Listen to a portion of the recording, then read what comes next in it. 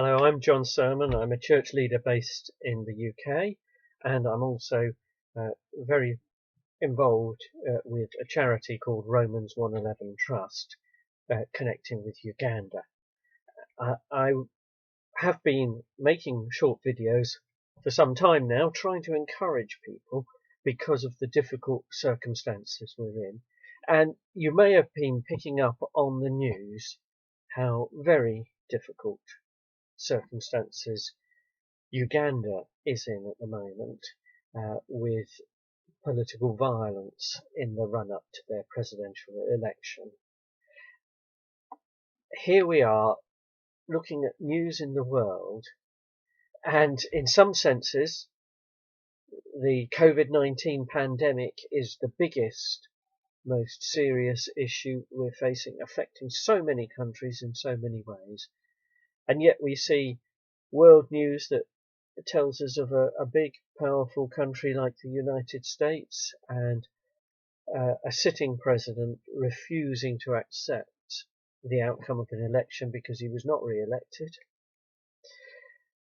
History has shown us countries with less developed democracy having problems of such kinds, but to see it in a nation that sees itself as a world leader in democracy, very worrying and a real cause for concern. And somewhere like Uganda, that has had some histories of problems over their elections, to hear that an opposition leader, presidential candidate, very popular with the people, his name is Bobi Wine, he's also famous because he's a pop singer, is arrested some years ago. He was arrested and well attested that he was tortured. And he's been arrested again, interrupting his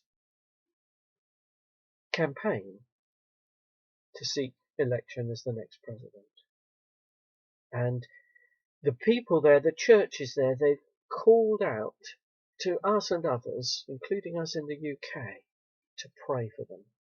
I want to encourage you, particularly with an experience we had today, that at our prayer meeting on Zoom for our local churches, we did concentrate on praying for Uganda, and very specifically and clearly we prayed for Bobi Wine's release. And later in the day, I've had the news from my contact, one of my contacts in Uganda, that yes, he has been released on bail, so there's still issues outstanding, but he is free.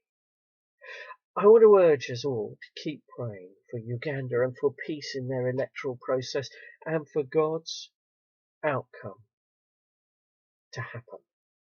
I'm not saying that I know what God's outcome is or that we preempt that, but let the people listen to what's good and what they believe is right for them, and what, if for some of them they believe God is prompting them to, cast their votes accordingly and pray for an honest and successful, smooth outcome to their election. Tomorrow, I'm due to have a meeting on Zoom again, of course, of the trustees of Romans 111 Trust. And we're inviting some of the Ugandans to join us. It's wonderful that although we miss meeting face to face in person for things like trustees of a charity like this meeting, because we have to do it through technology, we can actually have visitors from Uganda at our meeting. And the same is true of some of the stuff we're doing in church, some of our regular worship and our introduction to Christianity, which is called the Alpha course that we're doing at the moment. We have Ugandan participants at that.